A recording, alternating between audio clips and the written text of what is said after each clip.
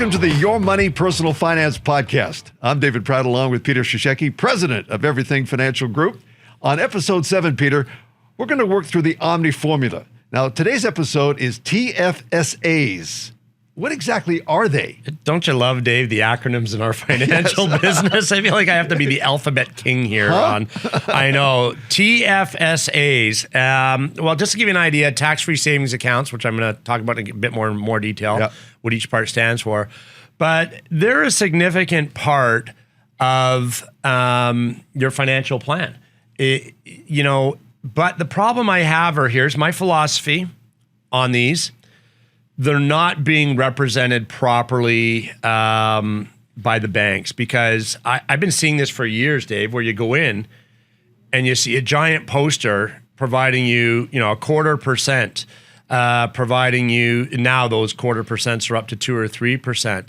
A TFSA should really be a long-term investment, not something short-term. So let's get into all the definition and all the ins and outs and really let you know how to take advantage of this really no-brainer product that should be at the center of every financial plan. Okay.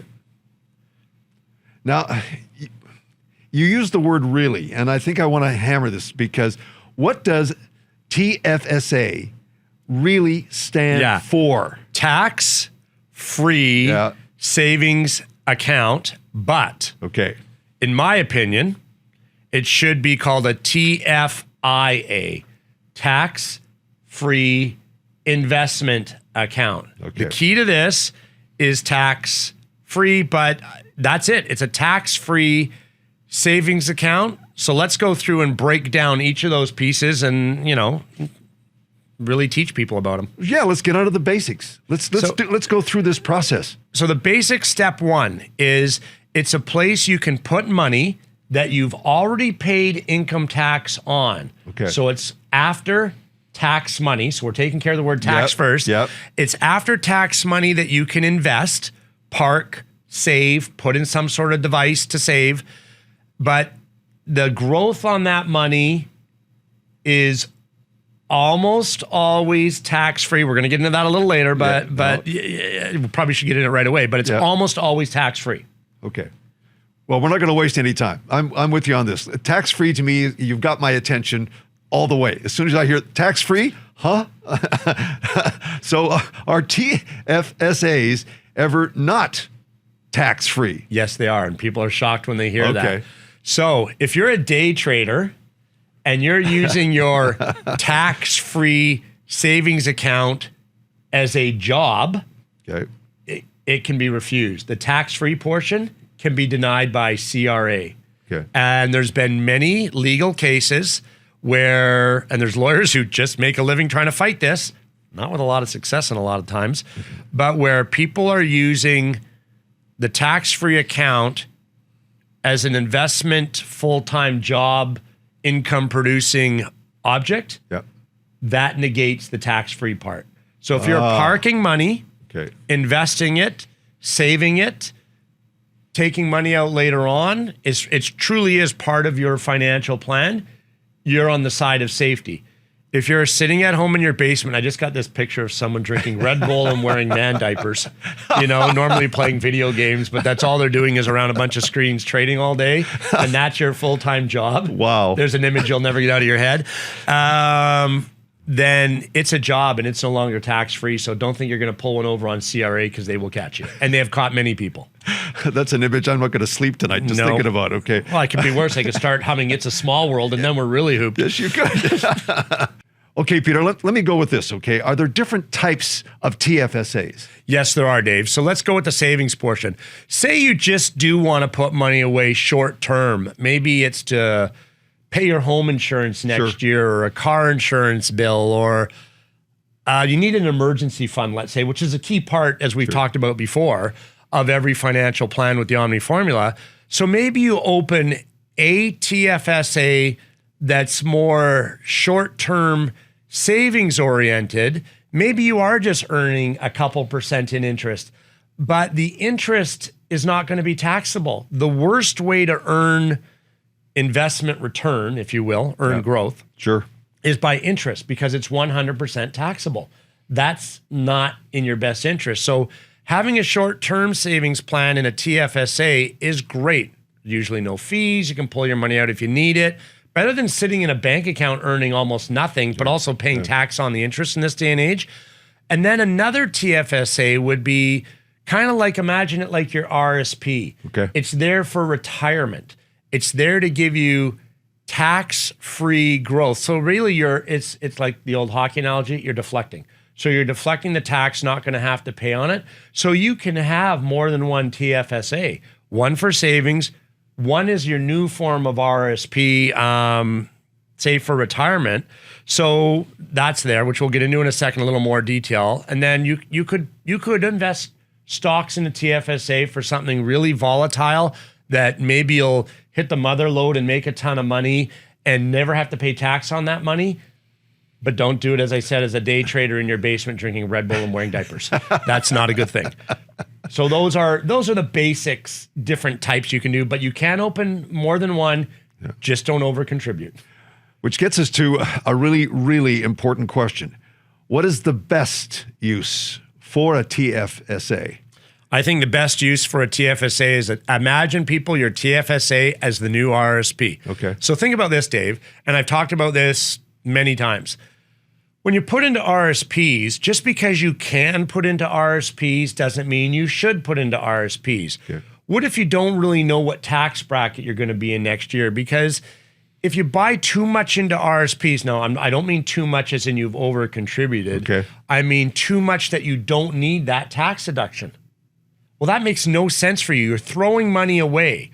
So I'm really going to stick with this RRSP TFSA theme for a minute here. So give me a little latitude. Okay. It's my show. Yeah. So you think you're going to be in a 42% tax bracket, and this is what the banks do.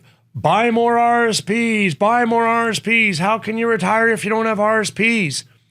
Well, if you buy too much and you go to a 28% tax bracket, the banker goes, look, I just saved you 14% on your tax. No, you just cost me 14% tax because I'm getting 14% smaller of a refund. But you need to save for retirement. Yep. So instead, as long as you have room, invest your money in your TFSA like it's an RRSP. So the same type of investment. You can have that discussion with your portfolio manager and ask them to set it up that way. Yeah. Long as everything's disclosed, they've done their compliance, it's your money. Then you can wait till the end of the year and go, do I need more in RRSPs because I'm still in that high tax bracket and I want to bring it right to the floor of that lower tax bracket. You can then move money tax-free from your TFSA to your RRSP and get a tax deduction. So look at this one. This is a great one. Let's just say you have, let's just keep it simple for math. It is, it's early still. You got $10,000 in your TFSA and you went to something risky, the market turned around or volatile, and you made $1,000 profit. Okay. But you need a little bit more in your RRSPs. So imagine this, you're now taking tax-free $1,000 of profit, putting it in your RRSP in that 42% tax bracket, and you just got your $4,200 refund on money you never actually really paid taxes on. Okay. There's where the TFSA is the new RRSP, but there's also the plan B.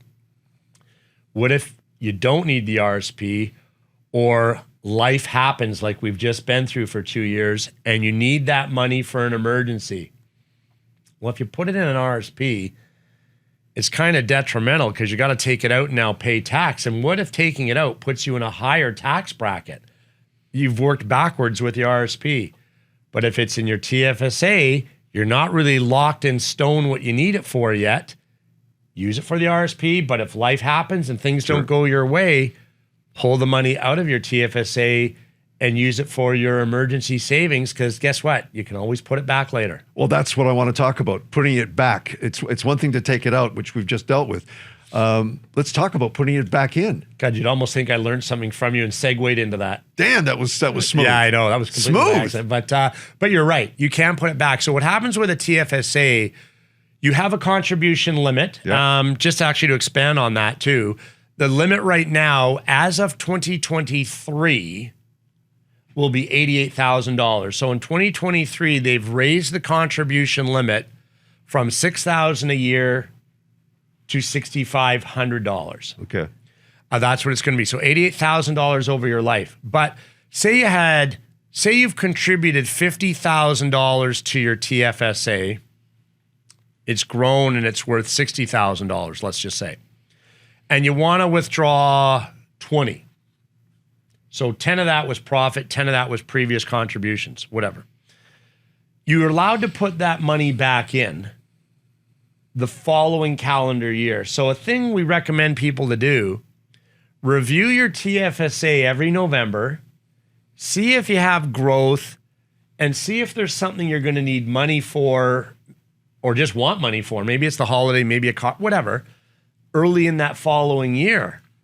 Pull out your profit, but you're allowed to replace both the old contribution and the profit. So it's dollar for dollar. Whatever you withdraw from your TFSA can be replaced the following year, plus any contributions you haven't done yet up to whatever the government limit is that you're allowed. Just don't over contribute. But what happens if you do over contribute? This is a big deal. You're going to hear the snap of a rubber glove.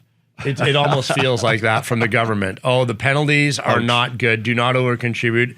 It's really easy not to over contribute. And if you look at the slide we have put up here on your screen to give you access to the My Account at CRA, follow the instructions on the slide there, people, and you can go on to My Account at CRA and see what your contribution room is. But remember this, it's always based on the end of the previous year. So say it says your contribution room is $20,000, let's just say. Sure. But you've contributed $5,000 through this year. You got to keep track of that. So that's one of the services we make sure we provide with the Omni formula. One of the first things we do in the early meetings is find out what your limit is for TFSAs, RRSPs, and the like. Make sure we have it recorded so we're always keeping a running tally of what your limit is, because don't over contribute, because CRA will tear you open a new one, I'm telling you. Whoa. That's it for episode 7, Peter. Now, if folks like what they've heard here, and there's been some great information, and they want some more of that information, especially about what you do at Everything Financial or how the Omni formula works, what should they be doing right now? Going to everythingfinancial.com and sending us an email to the office or to yourmoney@everythingfinancial.com. Also, another great vehicle, Dave, is go to that YouTube thing. Yes, I've heard of that. it. YouTube.com. My gosh. Type in Everything Financial Group. Okay. All the episodes are there. All the TV episodes are there. Past commercials. I mean, we've got it all there. Just a mountain of information free for people to look at and view at their own leisure. You see something you don't like, fast forward by it. You see something you don't understand, pause, rewind, slide bar back, and watch it again later until you learn it. Because the whole thing is put out there is to educate people and empower them, because it's your money.